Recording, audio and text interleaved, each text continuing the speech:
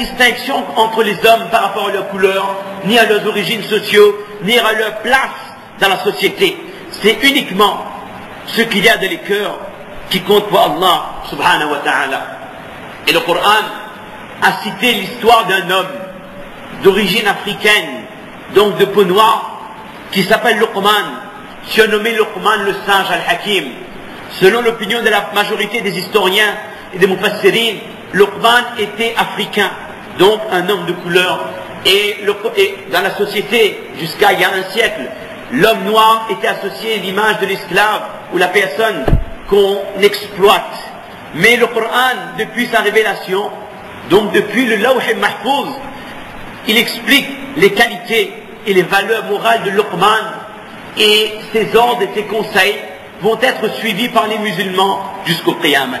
C'est de cette manière qu'Allah subhanahu wa ta'ala et son prophète sallallahu alayhi wa sallam a élevé les personnes appartenant à la communauté noire. Cela remonte au Lawh al-Mahfouz pour Allah azza wa jal, et à 1500 années pour notre prophète Mohammed Mustafa sallallahu alayhi wa sallam.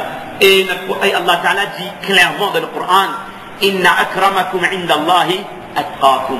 Les gens les plus honorés auprès d'Allah, ce sont les plus pieux. Aucune notion de couleur, d'appartenance sociale ou ethnique dans la religion. Et notre prophète l'a dit clairement aux Sahaba et à tous les Arabes, la fadla li arabi ala a'jami illa bitaqwa, ou kama qala alayhi salatu wassalam. Un non-arabe ne sera jamais supérieur à un arabe si ce n'est par la taqwa. Et le prophète a cité le cas du blanc, du noir et ce qu'on appelle al-asmar. Al-asmar, c'est l'homme un peu comme les Indiens, un peu de peau brune, mais très brune, mais ni blanc ni noir, mais de couleur très brun. Il a dit, ni un homme de couleur brun, ni un noir, ni un blanc n'est supérieur à son prochain si ce n'est par la taqwa. Et notre prophète a dit que inna Allah la yanzuru ila suwarikum. Le prophète, Allah Ta'ala ne regarde pas votre apparence, votre aspect, mais Allah subhanahu wa ta'ala regarde ce qu'il y a dans votre cœur. Et notre prophète sallam a élevé Bilal, qui était éthiopien, quand notre prophète sallam a élevé Souhaïb, qui venait d'Occident, il était de couleur blanc, alors que les Arabes n'étaient pas blancs. C'était un étranger pour eux, il était Ajami, il était ce qu'on appelle Roumi, romain on pourrait dire. Et le prophète sallam a élevé Salman, qui venait de Perse, Salman al-Farsi, trois personnes qui appartenaient à d'autres communautés, qui avaient une couleur de peau différente, qui n'avaient aucune lignée chez les Arabes, mais que notre prophète sallam a fait de ces trois Sahaba les plus grands des Sahaba. Donc, nous n'avons de leçons à recevoir de personne, c'est nous qui devons donner des leçons. Et si on a attendu 2008 pour avoir un homme de couleur à la tête d'une grande puissance, notre prophète sallallahu alayhi wa sallam, lui, a élevé un homme de couleur descendant d'esclaves il y a déjà 1500 années en la personne de Bilal al-Habashi radiyallahu ta'ala anhu. Donc, ce qu'on vient de dire, il faut surtout resituer dans le contexte. On ne parle pas en 2008 là. Nous ne parlons pas à une époque où il y a déjà la déclaration des droits de l'homme, des citoyens, où il y a toutes les structures mises en place.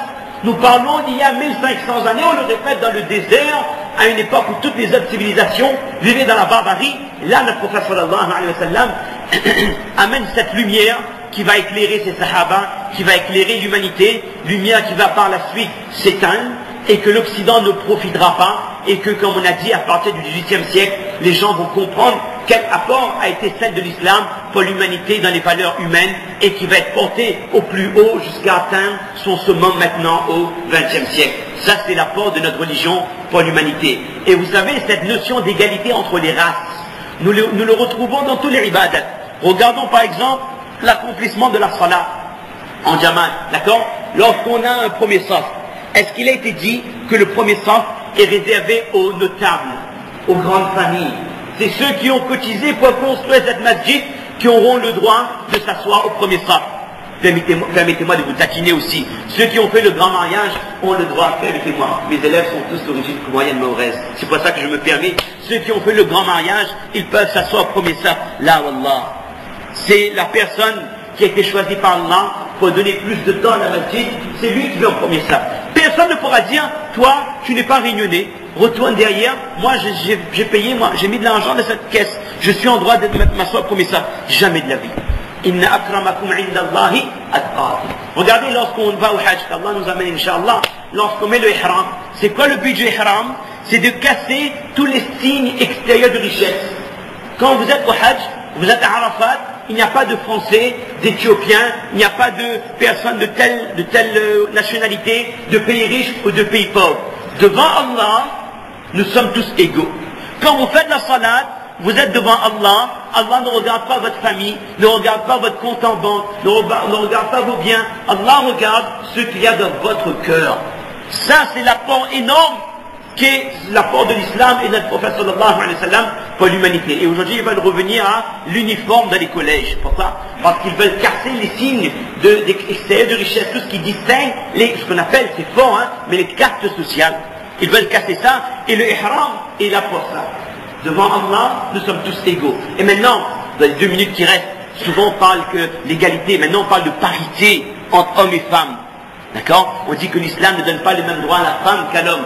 Mais là aussi, resitué dans le contexte, lorsqu'Allah dit dans le Coran, Man amila salihan min dhakarin aw untha wa huwa mu'min, celui qui fait une bonne action, qu'il soit un homme ou qu'il soit une femme, Allah Ta'ala lui accordera telle chose.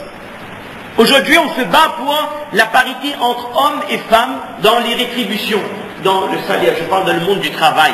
Allah Ta'ala n'a jamais distingué un homme d'une femme dans l'accomplissement d'une bonne action. Vous faites une salade, vous avez de votre récompense. Une femme fait une salade, elle a une quantité de récompense égale.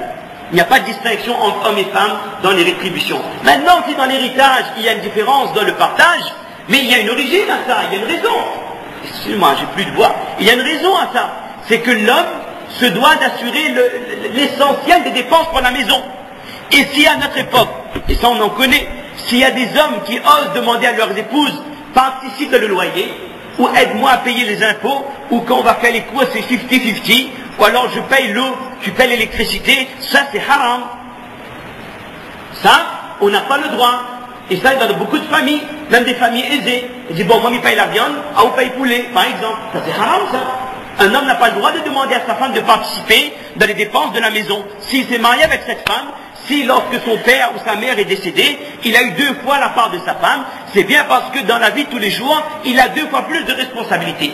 Restituons dans le contexte et voyons l'apport qu'est celle de l'islam à l'humanité. Qu'Allah nous a fait de comprendre, et je répéterai ce credo, nous sommes tous contents de ce qui s'est passé il y a 3 jours, mais comprenons encore une fois que si l'Occident a attendu 2008 pour honorer un homme de couleur, d'origine inexistant, qui n'avait pas d'origine, qui n'avait pas de grande famille, nous dans l'islam, notre prophète sallam a honoré un fils d'esclave, un esclave affranchi de peau noire, il y a 1500 années, en lui donnant cet honneur de donner le premier azan de l'islam sur le toit de la Kaaba. Qu'Allah nous a fait de comprendre, et si vous me permettez, après, avec le tafsir qu'on fait ce soir, on va essayer de développer les autres apports de l'islam sur la liberté, la condition de l'esclave. Souvent, on pointe du doigt l'islam par rapport à l'esclavage. On va essayer de voir ça, l'égalité et la fraternité. Subhana rabbika rabbil izzati amma yasifun. Wa salamun ala al-mursalin. Walhamdulillahi rabbil alamin. Jazakumullah.